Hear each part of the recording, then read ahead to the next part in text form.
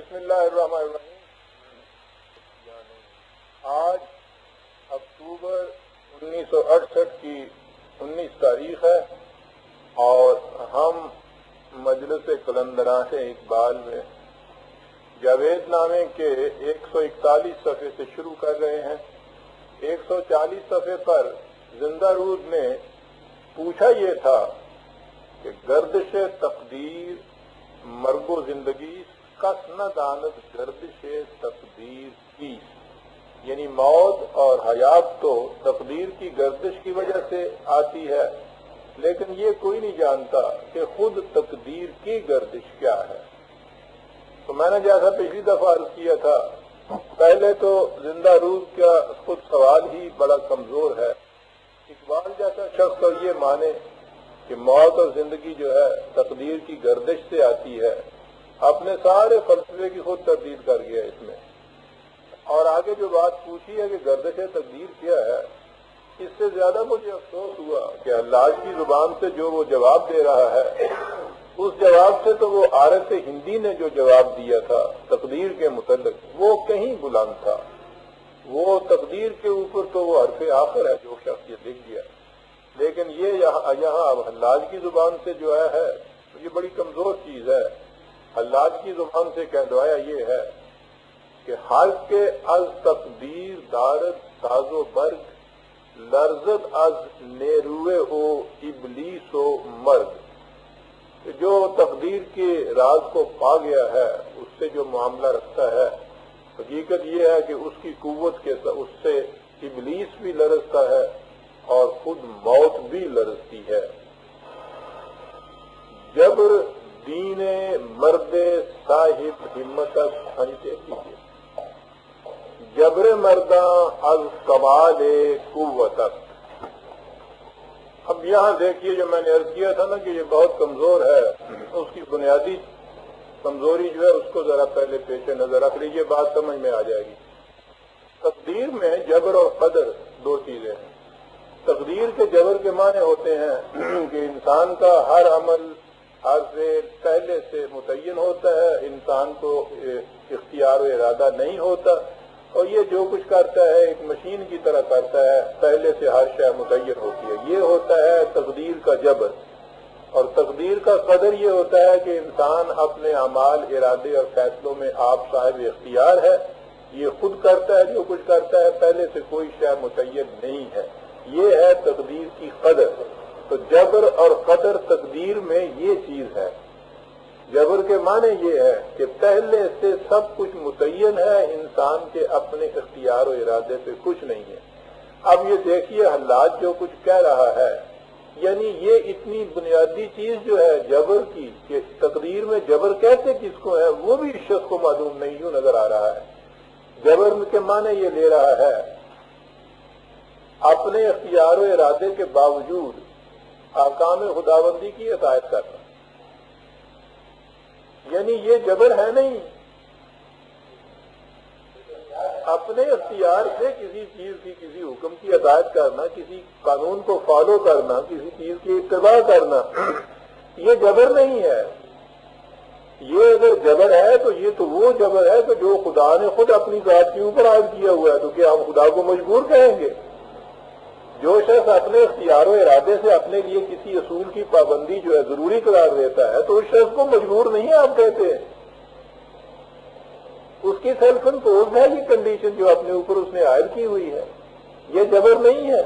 اب یہ کہتا ہے کہ یہ جبر جو ہے یہ ہے صاحب ہمت کا دین، اور مردوں کا جبر جو ہے کمال قوت سے ہے. یہ ٹھیک ہے، کسی چیز کی اپنے اوپر پابندی عائد کر لینا واقعی یہ ہمت چاہتی ہے. یہ چیز جو ہے کہ اختیار کے باوجود اپنے اوپر ایک پابندی عائد کر لینا، اس کے لیے ہمت کی ضرورت ہے. لیکن یہ وہ جبر نہیں ہے جو تقدیر کا جبر ہے. یہ تو انسان کے اپنے ارادے سے خود اپنے اوپر ایک پابندی عائد کی ہوئی ہے. اس لیے اس کا جواب دینا کہ گردش تقدیر چیز، اور جواب یہ دینا یعنی کچھ تو کی نہیں اس کے اندر. پختہ مرد پختہ ترک گردد جبر. جبر کے بارے یا پھر وہ ہی اطاعت پابندی. کہ اصولوں کی پابندی سے، احکام کی ہدایت سے انسان پختہ تر ہو جاتا ہے۔ جبر مرد خام را آغوش قبر، یہ ٹھیک ہے۔ وہ جو معقوم ہے، کمزور ہے، اس کے اوپر جو جبر ہوتا ہے وہ کوئی دوسرا ہے جس کے حکم کی وہ اطاعت کرتا ہے۔ یہ جبر یہ ہے معقومیت، یہ مجبوری اس کو آپ کہیں گے۔ وہ اپنے ارادے سے اصول کی پابندی ہے، یہ کسی دوسرے کے حکم کا ماننا مجبوری کے تحت ہے۔ تقدیر کا جبر یہ بھی نہیں ہے، یعنی یہ بھی تقدیر کا جبر نہیں ہے کہ کسی نے پہلے سے خدا نے اس کے لیے یہ متعین کیا ہوا ہے۔ اس میں تو یہ ہے کہ یہ کسی کے غلط حکم کی عدولی کرنا یا اس سے سرکشی کرنے کی ہمت نہیں رکھتا، اس لیے یہ بھی جبر وہ نہیں ہے جو اس کو یہ کہہ رہا ہے۔ یہ جو ہے جبر اس قسم کا، وہ تو میں جو ایک شعر عام طور پہ پڑھا کرتا ہوں، وہ بڑا عجیب ہے کہ بے قراری ہے کس قرار کے ساتھ، جبر ہے دل پہ اختیار کے ساتھ۔ یہ ہے وہ چیز، اس کو جبر کہا ہی نہیں جا سکتا۔ جبر خالد عالم برہم زند، جبر ماں بے خو بنے ماں برکند۔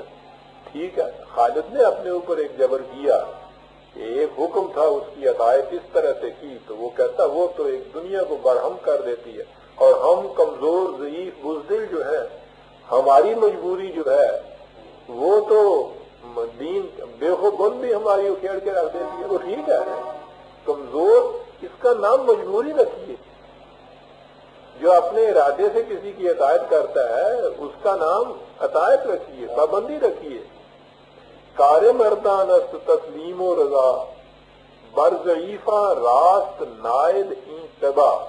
ٹھیک ہے، احکام کی اطاعت کرنا یہ مردوں کا کام ہے، کمزور جو ہیں ان کے جسم کے اوپر یہ پوشاک راست نہیں آتی۔ اب اس کے یہ معنی ہو گئے نا کہ وہ کمزوری کی وجہ سے کسی چیز کو مانتا ہے، اور یہ جو ہے اپنے ارادے سے مانتا ہے۔ یہ دونوں چیزیں آ گئیں۔ تو کے دانی از مقام پیر روم، مینہ دانی از کلام پیر روم۔ اب پیر روم کا کلام درمیان میں آ گیا تھا۔ بود گبرے در زمانے با یزید، گفت اورا یک مسلمان سعید۔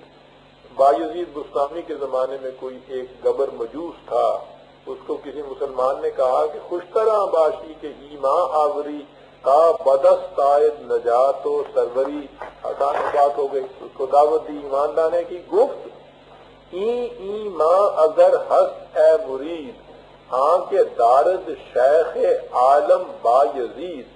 اگر ایمان اس چیز کا نام ہے کہ جو ہم با یزید میں دیکھتے ہیں تو من ندارم طاقت آں تابع آں، کاں فضوں آمد سے کوشش آئے جہاں۔ تو مجھ میں تو ہمت ہے نہیں بھائی اس قسم کے ایمان کی، وہ تو انسان جان دے کے بھی اس قسم کی چیز حاصل نہیں کر سکتا۔ یہ ہے وہ عطائت، قوت طاقت رکھنے کے باوجود احکام کی اطاعت کرنا۔ میں کہا اگر یہ ہے وہ دین تو میرے بس کی بات ہے نہیں۔ کار ماں غیر از امید و بیم نیس، ہر کسیرا ہمت تسلیم نیس۔ کہ ہم تو ہر وقت کبھی کسی سے امیدیں باندھتے ہیں، کبھی کسی سے ڈرتے رہتے ہیں، اس لیے یہ چیز ہمارے بس کی بات نہیں ہے۔ خدا کے احکام کے سامنے سر جھکانا یہ ہمت والوں کا کام ہے۔ بات بڑی صاف سی ہے، لیکن تقدیر سے اس کا کوئی تعلق نہیں ہے۔ اے کہ گوئی بودنی ای بود شد، کارہا پابند آئی بود شد۔ یہ کتاب بند ہے، دونوں شعر میں اکٹھے پڑھ دیتا ہوں۔ مانیے تقدیر کم فہمیدائی، نہ خدیرہ نہ خدارہ دیدائی۔ اب اس شعر کے اندر اتنی بنیادی غلطی کر گیا ہے یہ شخص۔ کہتا یہ ہے کہ جو شخص یہ کہتا ہے کہ بھئی یہ چیز تو ہونی تھی تو ہو گئی، بودنی ہونی تھی یہ ہو گئی، یہاں بات ٹھیک ہے، یہ ٹھیک ہے کہ وہ تقدیر کے معنی اس نے کم سمجھے ہیں، جو یہ سمجھتا ہے کہ ہونی تھی ہو گئی۔ اگلی چیز ہے کارہا پابندے آئیں بود شد، کہ یہاں ہر معاملہ قانون کے تابع ہوتا ہے، اس لیے یہ ہو گیا۔ کہتا ہے یہ تقدیر کے معنی نہیں سمجھا لو، یعنی سارے اپنے پیغام کا بیڑا غرق کر کے رکھ دیے شخص نے. ہر چیز یہاں تقدیر، یہاں آئین کے ماتحت ہے، قانون کے تابع چلتا ہے. پہلے مصرے میں جو چیز ہے وہ جو تقدیر کی مجبوری ہے، پری ڈیٹرمینیشن، بودنی بود شد، یہ ہونا تھا، ہو گیا، یہ تو ہے وہ تقدیر کی جبر. لیکن اگلا مصرع جو ہے کارہا پابندے آئیں بود شد، کہ یہ سارے کام جتنے جو تھے یہ تو ایک آئین اور قانون کے تابع ہونے تھے، اس واسطے یہ ہو گئے. کہاں قانون کیا نتیجہ نکلنا، کہاں وہ پری ڈیٹرمینیشن جو ہے وہ مجبوری. مانیے تقدیر کم فہمیدائی، نہ خدیرہ نہ خدارہ دیدائی. تو اب اس کے معنی تو خودی اور خدا کے یہ ہو جائیں گے کہ پھر نہ وہ کوئی آئین کی پابندی ہو نہ کوئی قانون کی پابندی ہو، بس یہ بھی جیسے جی جائے کرے، وہ بھی جیسے جی جائے کرتا چلا جائے. اس کا تو پوچھ ہے جو کوئی یہ کہہ گیا ہے. مرد مومن با خدا دارت نیاز، بات و با سازم تو با ما بساز. ہاں، مرد مومن کی تو کیفیت یہ ہوتی ہے خدا کے ساتھ وہ اس قسم کا معاملہ رکھتا ہے کہ خدا اس سے کہتا ہے کہ ہم تمہارے ساتھ سازگاری کریں گے، مطابقت کریں گے، تم ہمارے ساتھ مطابقت کرو. مانے کیا ہوئے اس کے؟ عزم و خلا کے تقدیر حق است، روزے ہے جا تیرے ہو تیرے حق است. ٹھیک ہے، یہاں تک یہ پھر بات ٹھیک آ گیا ہے کہ مرد صاحب ہمت جو ہے وہ تو خدا کی تقدیروں کا خود خلاق ہوتا ہے. جنگ کے زمانے میں، جنگ کے دن اس کا تیر خدا کا تیر ہوتا ہے. وہ جو ہے نا سورہ انفال کی آیت وَمَا رَمَيْتَ إِذْ رَمَيْتَ وَلَٰكِنَّ اللَّهَ رَمَىٰ، کہ تو نے وہ تیر نہیں چلایا تھا بلکہ خدا نے وہ تیر چلایا تھا. اس طرف یہ تلمیح ہے کہ جنگ کے دن اس کا تیر اس کا نہیں ہوتا بلکہ وہ خدا کا تیر ہوتا ہے. وہ یہاں تک ٹھیک ہے، لیکن بالکل بے ربط ہے یہ سارا، ایک کے ساتھ دوسرے کو ربط ہی کوئی نہیں ہے. کہیں کچھ کہہ گیا کہیں کچھ کہہ گیا ہے، بے معنی چیز. اللہ نے بھی بھنگ پی تھی، اللہ نہیں تو کہہ تو رہا خود ہی علاج کا تو یہ ہے نہیں، لیکن علاج نے بھی بھنگ پیتی ہوئی یہ نہیں بھنگ پیتی ہوئی ایویں نظر آتا جنہیں دونوں بھنگ پی کے رلے ہوتے ہیں. اب پھر آگے پھر اللہ سے سوال کرتا ہے. کم نگاہاں فتنہ انگیختن بندہ حق را بدار آویختن. کہتا ہے یہ کم نگہی تھی جو تیرے جیسے بندہ خدا کو انہوں نے سولی پہ چڑھا دیا. آشکارا برتو پنہانے وجود بعض وہ آخر گناہیں تو چے بود. تو یہ بتا کہ تیرا گناہ کیا تھا جس کی وجہ سے تجھے انہوں نے سولی پر چڑھا دیا تھا. اب حلاج کی زبان سے سنیے کہ حلاج کا گناہ کیا تھا. حلاج کے متعلق تو اس وقت تک دو گروہ چلے آ رہے ہیں نا. صوفیہ کا گروہ تو اس کو سرخیل طائفہ صوفیہ بتاتا ہے کہ مقرب ترین بندہ جو پیدا ہوا ہے کوئی وہ حلاج تھا، اور صاحب شریعت جو ہے وہ اس پہ کفر کا فتویٰ لگاتے ہیں. وہ کہتے ہیں بالکل ٹھیک تھا جو اس کو قتل کر دیا، وہ مرتد و بے دین اور ملحد تھا. تو دو ایکسٹریم چیزیں ہیں حلاج کے متعلق. اب یہ حلاج سے پوچھتا ہے کہ تیرا گناہ کیا تھا جس کی وجہ سے تجھے صلیب پہ چڑھا دیا گیا. جواب وہ دیتا ہے کہ بود اندر سینہ من بانگ سور، ملت دیدم کے دارت قصد گور. میں نے دیکھا کہ قوم پوری کی پوری قوم پر مردنی چھائی ہوئی ہے، تو میرے پاس سورہ اسرافیل تھی. میں نے اس سورہ اسرافیل کو پھونکا تاکہ ان میں کوئی زندگی پیدا ہو. مومنہ با خو گوئے کافرہ لائلہ گویانو از خود منکرہ. اپنی ہستی سے منکر، امر حق گفتند نقش باطل است، زاں کے او وابستہ آب و گل است. یہ قرآن میں جو آیت ہے نا کہ یسألونک عن الروح قل الروح من امر ربی، تجھے روح کی بابت دریافت کرتے ہیں تو اس سے کہو کہ روح میرے رب کا امر ہے. اب یہ جو امر حق ہے نا اس کے معنی ہے روح، کہ روح کے متعلق یہ لوگ کہتے ہیں کہ وہ نقش باطل ہے، اس لیے کہ وہ آب و گل انسان کے طبی جسم کے ساتھ وابستہ ہو گیا ہے. یہ ہے اس قوم کا کہتا ہے نظریہ کہ روح چونکہ جسم کے ساتھ وابستہ ہو گیا ہے اس لیے وہ بھی باطل ہے. من بخود افروختم نار حیات مردہ گفتم سے اسرار حیات، میں نے اپنے سینے کے اندر ایک آگ بھڑکائی اور ان مردوں کو میں نے زندگی کا راز بتایا۔ راز یہ تھا کہ از خودی طرح جہان ریختن، دل بری با کاہری آمیختن، میں نے خود ہی کا راز ان لوگوں کو بتایا اور یہ کہا کہ خود ہی وہ ہے کہ جس سے ایک نئی دنیا کی بنیاد رکھی جاتی ہے، طرح رکھی جاتی ہے، اور خود ہی میں دلبری اور قاہری کو دونوں کو اکٹھا کیا جاتا ہے، جمال اور جلال دونوں کا امتزاج ہو جاتا ہے، یہ خود ہی ہوتی ہے۔ ہر کجا پیدا و ناپیدا خودی، برنمی تابت نگاہ ماں خودی۔ اب وہ جو خودی کی طرف چل پڑا، جہاں بھی کوئی چیز مشہود ہو گئی ہے، محسوس ہو گئی ہے، وہ بھی خودی ہے، جو ابھی تک غیر محسوس غیر مری ہے وہ بھی خودی ہے۔ ہماری نگاہ جو ہے وہ حقیقت میں خودی کو دیکھ ہی نہیں سکتی کہ یہ کیا چیز ہے۔ یہ اقبال کا فلسفہ جو خودی کا ہے اس کو حلاج کی زبان سے بیان کرتا جا رہا ہے۔ نارہا پوشیدہ اندر نور اوس، جلوہ ہے کائنات از دور اوس، یعنی خودی سے، اوس مانے خودی۔ ہر زمان ہر دل دری دیر کوہن، از خوری در پردہ بھی گوئے سخن۔ یہ ہر ایک دل ہر زمانے کے اندر اس دنیا میں خودی کے ساتھ پردے کے اندر ایک بات کہتا ہے۔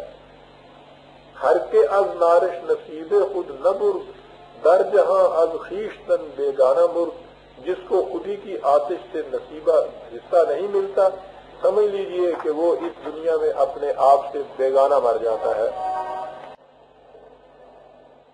ہندو ہم ایران سے نورش محرم است، آنکھ نارش ہم شناست آنکھ کم است۔ ہند ہوں یا ایران والے، وہ خودی کے نور سے تو باہر ہیں، محرم ہیں، جانتے ہیں کہ خودی کا نور کیا ہوتا ہے، لیکن خودی کی آگ کیا ہوتی ہے اس کو پہچاننے والا بہت کم مجھے نظر آیا۔ خودی کا جلال جو ہے وہ نہیں پہچانتے، یہ سب خودی کا جمال جو ہے اسی سے واقف ہیں۔ یعنی یہاں کا تصوف جو ہے، ایران کا بھی اور ہندوستان کا بھی، یہ تصوف سربزیری ہے، یہ جمال ہے خودی کا، جلال والا مجھے یہاں نظر نہیں آتا۔ منز نور و نارے او دادم خبر، بندہ محرم گناہ من نگر۔ میں نے خودی کے نور اور نار، جلال اور جمال دونوں سے خبر دے دی اس امت کو۔ تو جانتا ہے تو بندہ محرم ہے، یہ ہے میرا گناہ۔ آنچ من کردم تو ہم کر دی بہتر، جو میں نے کیا تھا تو بھی وہی کچھ کر رہا ہے۔ اس قسم کی قوم کے سامنے زندگی کے راز جو ہے ان کو افشا کرنا، اس کا نتیجہ اگر سلیب نہیں ہوگی تو اور کیا ہوگا؟ معاشرے بر مردہ آوردی بتر، تو ان مردوں کے اوپر قیامت کا سور پھونک رہا ہے، ڈر ان سے، اٹھیں گے تیرا گلا گھونٹ دیں گے۔ اب درمیان میں طاہرہ آئی ہے، غنیمت ہے کہ چند شیر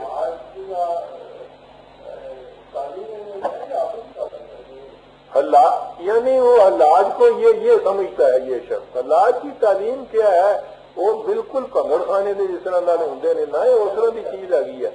یہ شخص جی ہاں، اس نے اس کو کچھ اور بنا کے پیش کر دیا، نہیں آگے آتا ہے جہاں میرا غرق کرتا ہے علاج اس کا بھی اور اپنا بھی اقبال کرتا ہے، آتا ہے آگے علاج وہ بھی جو تھا اصل میں، یہاں تو اپنی بات جو ہے علاج کے منہ سے کروا رہا ہے۔ طاہرہ درمیان میں آئی ہے، اس نے یہ کہا ہے، یہاں یہ جو 4-5 شعر ہے نا طاہرہ کے، یہ واقعی طاہرہ کے شاعر شان ہے۔ اس دن بچی نے کہا تھا نا عارفی بیٹی نے کہ یہ طاہرہ کی کیا غزل یہ سامنے لے آیا، وہ تو بالکل لکھنوی عورت نظر آ رہی ہے، وہ اس کا جوش و خروش، انقلابی اسپرٹ، روس کی روح اس کے اندر نہیں ہے۔ بات اس نے ٹھیک کہی تھی، انقلابی روح اس کے اندر آتی ہے، وہ انقلابی روح اس عارفی کی دیکھی نا آپ نے، اس میں کنونشن کے اندر ہے، بالکل وہ کرتا ہوا انقلاب ہے یہ بچی۔ اب طاہرہ آ رہی ہے، خوب کہا ہے طاہرہ نے، الگناہ بندہ صاحب جنون، کائنات تازہ آیت برون۔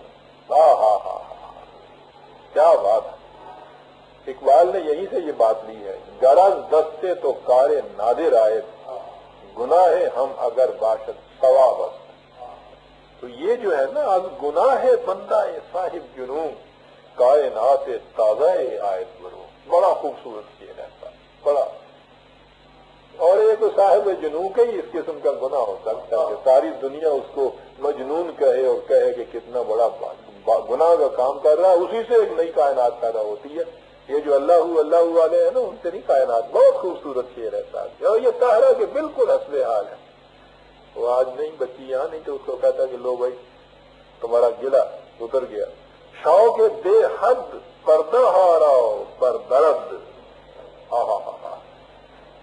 جب شوق اپنی حد سے اور تیز ہو جاتا ہے، آگے بڑھ جاتا ہے، تو پھر وہ پردوں کو نہیں راستے میں رہنے دیتا، وہ پردوں کو پھاڑ دیتا ہے۔ کوہنگی راو از تماشا می برد، منظر کے اوپر جو یہ کوہنگی پرانا ہونا جو ہے، اس کی جو مٹی پڑی ہوئی ہوتی ہے، اس کو وہ جھاڑ کے رکھ دیتا ہے۔ قدامت پرستی کا یہ جو غبار اڑ کے پڑ گیا ہوا ہوتا ہے تماشے کے اوپر، منظر کے اوپر، وہ جا کے اس کو کاٹ کے رکھ دیتا ہے۔ یعنی یہ جو کچھ اللہ نے کیا ہے، وہ اس کا شوق کے بے پایاں کی شدت تھی، جس سے اس نے ان پردوں کو پھاڑ کے رکھ دیا، اور اس طرح سے وہ منظر جو گرد و غبار کے نیچے اٹ گیا ہوا تھا، اوجھل ہو گیا ہوا تھا، اس کو اس نے جھاڑ کے صاف کر کے سامنے رکھ دیا۔ یہ ہے صاحب جنوں کا منظر۔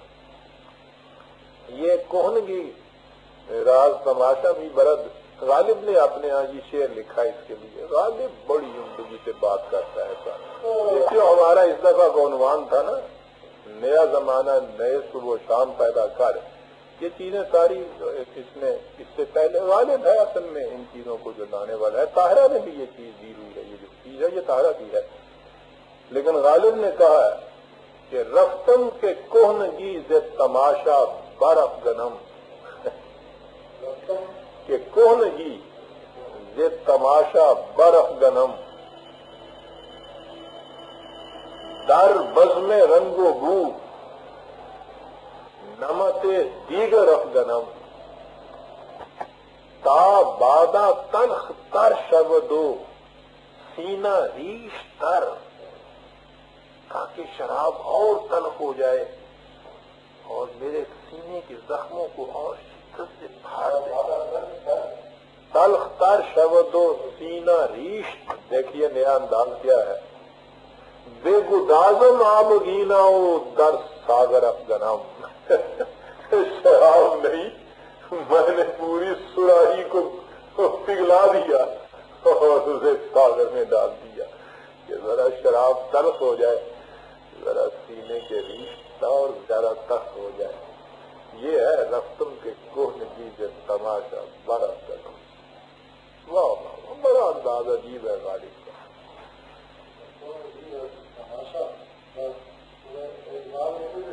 یہاں سے دیا تھا اور طاہرہ کی زبان سے یہ کہلایا کہ ٹھیک ہے، یہ صاحب جنوں آتے اس لیے کہ یہ فرسودہ قسم کی چیزیں جو آتی ہیں الگ کر کے ان کو پھینک دے، نئی چیز پیدا کریں۔ آخر از دار و رسن گیرت نصیب، بڑا اچھا مصرع ہے۔ برنا گدر زندہ از کوئے حبیب، زندہ جب کوئے حبیب میں جاتا ہے تو پھر وہ زندہ واپس نہیں آتا، وہاں سے واپس نہیں آتا۔ جو کوئے یار سے نکلے تو سوئے دار، فیض نے یہاں سے لیا ہے۔ ہاں، جلوے بنگر اندر شہر و دشت، واہ واہ واہ، کہتا ہے کہ وہ جو ہے پھر مرتا نہیں ہے۔ جلوے بنگر اندر شہر و دشت، تانا پنداری کے از عالم گزشت، یہ نہ سمجھ کے وہ دنیا سے چل گیا، وہ تو اس کا جسد سے چلا گیا، اس کے سارے جتنے بھی شہرت، اس کا سارا چرچا، اس کے تذکرے تمام شہر و دشت کے اندر ہوتے ہیں۔ تو ایسا شخص مر جاتا ہے۔ در ضمیر اثر خود پوشیدہ است، وہ اپنے زمانے کے ضمیر کے اندر پوشیدہ ہوتا ہے. اندری خلوت چسان رنجیدہ است، اور سمجھ میں نہیں بات آتی کہ وہ زمانے کی ضمیر کے اندر کس طرح سے سما جاتا ہے. وہ تو سمو نہیں سکتا اس کے اندر. اتنا عظیم انسان وہ ہوتا ہے کہ اپنے زمانے کے ضمیر کے اندر وہ سمو نہیں سکتا، اس سے پھوٹ پھوٹ کر باہر نکل آتا ہے. بہت اچھے شعر ہیں طاہرہ کے انشاءاللہ.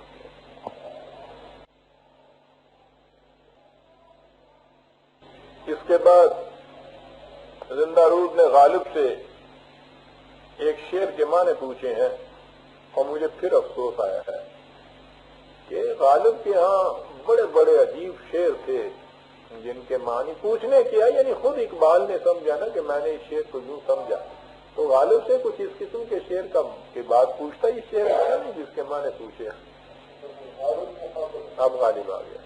ہے ترا دادند درد جستجو، مانیے یک شعر خود با من بگو.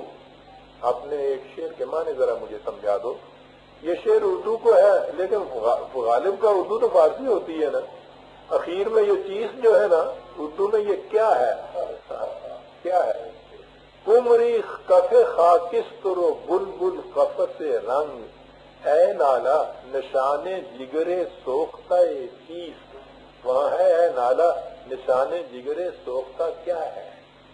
یہ ہے. یہ میں شعر کے معنی سمجھا دیتا ہوں تو وہاں سے آگے بات سمجھ میں آ جائے گی. جی ہاں، وہ کہتا یہ ہے کہ سینے کے اندر جگر سوختہ جو ہے وہ تو کسی کو نظر نہیں آ سکتا، لیکن اس کی جو نمود ہوتی ہے وہ مختلف پیکروں میں مختلف پیرایوں میں ہوتی ہے. کمری کو دیکھیے تو وہ اس کی نمود جو ہے وہ ایک خاکستر کی کہتی ہے. کمری یا کچھ رنگ جڑا ہوتا ہے، راکھ نظر آتی ہے بیچاری ساری. بلبل کو دیکھیے تو وہ ہوتا ہے رنگ رو کا ایک قفس ہوتا ہے اس کے اندر.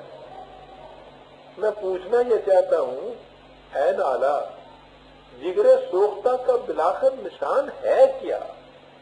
کبھی وہ کسی انداز میں سامنے آتا ہے، کبھی کسی انداز میں آتا ہے. بڑی عجیب بات کیا گیا یہ شخص. غالب جواب دیتا ہے، نالے کو خیزد از سوز جگر، ہر کجا تاثیر او دیدم دیگر. ہر جگہ اس کی تاثیر الگ الگ ہوتی ہے. کمری از تاثیر او وا سوختہ، بلبل از وہ رنگ ہا اندوختہ. ساتھ ہے اندر مرگے با آغوش حیات. نالا جو ہے نا یہ اس کی بات کہہ رہا ہے. آہو فغاں جو ہے اس کے اندر موت ہوتی ہے آغوش حیات کے ساتھ. زندگی اور موت دونوں اس کے ساتھ ہم آغوش ہوتے ہیں نالے کے ساتھ.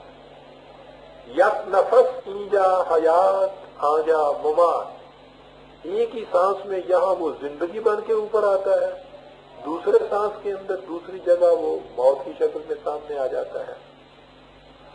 چنا رنگے کے ار جنگی ازوست، چنا رنگے کے بے رنگی ازوست. عجیب قسم کا یہ رنگ ہے کہ کہیں تو اس میں قوس قزح کے سے سینکڑوں رنگ سامنے آ جاتے ہیں. ارجن کے معنی مختلف رنگوں کا آمیزہ، وہ قلمونی رنگوں کی الگ الگ قسم کے رنگ اکٹھے کیے ہوئے. اور کہیں دیکھو تو وہ بالکل بے رنگ ہوتا ہے، ایک بھی رنگ اس کے اندر نہیں ہوتا. تو نہ دانی ای مقام رنگ و بوس، قسمت ہر دل بقدر آؤ بوس. تو جان ہی نہیں سکتا کہ یہ مقام رنگ و بو ہے. حقیقت یہ ہے کہ ہر دل کی تقدیر جو ہے اس کا جو نصیبہ ہے وہ ہاؤ ہو کے مطابق ہوتا ہے. کہیں وہ رنگ کی شکل میں ہوتا ہے، کہیں بے رنگی کی شکل میں ہوتا ہے، کہیں خاکستر ہوتی ہے، کہیں بلبل ہو جاتی ہے. عجیب عجیب پیکروں میں نمود اس کی ہوتی ہے. یا برنگ آ یا بے رنگی گزر، تا نشانے گیری از سوزے جگر. اب اس کے لیے دو چیزیں ہیں، یا تو ہمارا رنگ بن جائے، یہ بھی ہے ایک انداز، یا یکسر بے رنگ ہو جا، یا سراپا نالا بن جا، یا فغاں پیدا نہ کر، یہ وہ ہے جو چیز ہے۔ یہ ہے سوزے جگر کا نشان، یہ ہے کہ یہ دو رنگی نہیں چل سکتی، ایک ہی انداز ہونا چاہیے اس کے اندر۔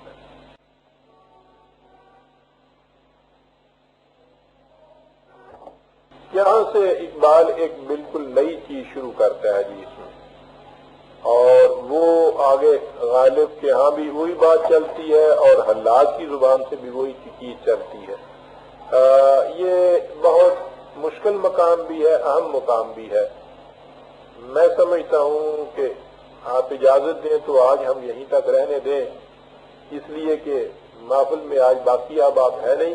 اتنا حصہ جو ہو گیا ہے یہ تو کچھ ایسا نہیں تھا کہ وہ مس بھی کر جائے، کچھ بات نہیں، لیکن اگلا حصہ جو ہے یہ بڑا اہم حصہ ہے اور اس نے بڑی اہم بات یہاں چھیڑی ہے۔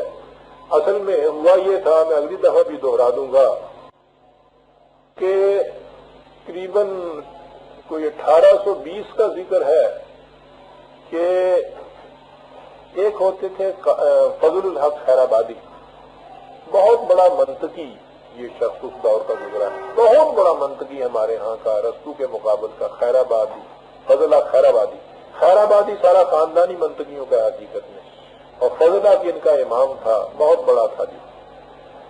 اس کا مناظرہ ہوا یہ سید اسماعیل شہید جو ہے ان کے ساتھ۔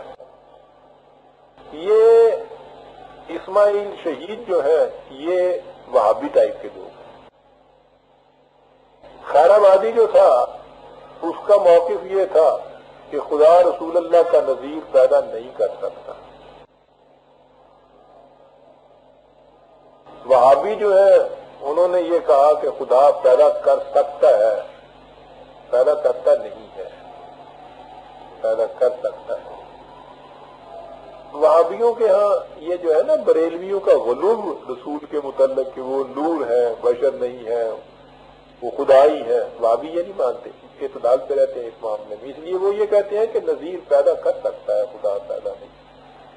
یہ ان کا ہوا تھا مناظرہ آپس میں۔ خیر آبادی نے غالب سے کہا کہ بھئی اس معاملے کے اندر میری مدد کرو اور تم کچھ لکھ کے دو۔ میں سمجھتا ہوں اس نے اچھا کیا۔ اس پہ مثنوی غالب نے ایک لکھی، وہ بڑی پائے کی مثنوی ہے اس میں، اور اس مثنوی کے اندر اس نے خود خیر آبادی کا یہ جو عقیدہ ہے اس کی تردید کر دی۔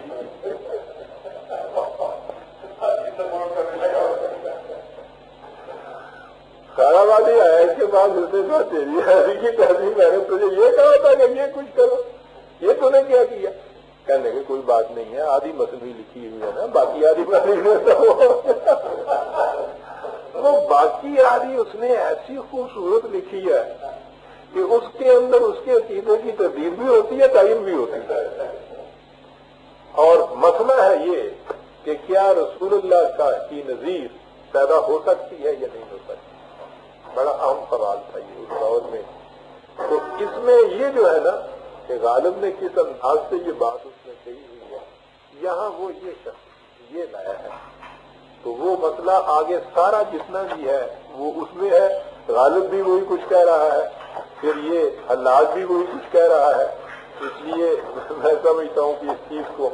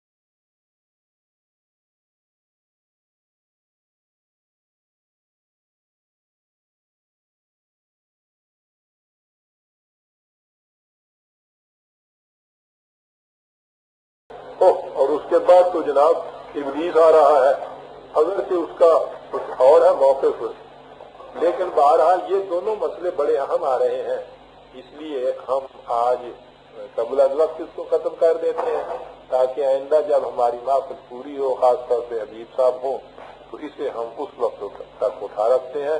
ہم آج صرف صفحہ 146 تک آئے ہیں، بلکہ 146 میں بھی جو سوال ہے زندہ رود کا، اس کو ہم آئندہ دیں گے۔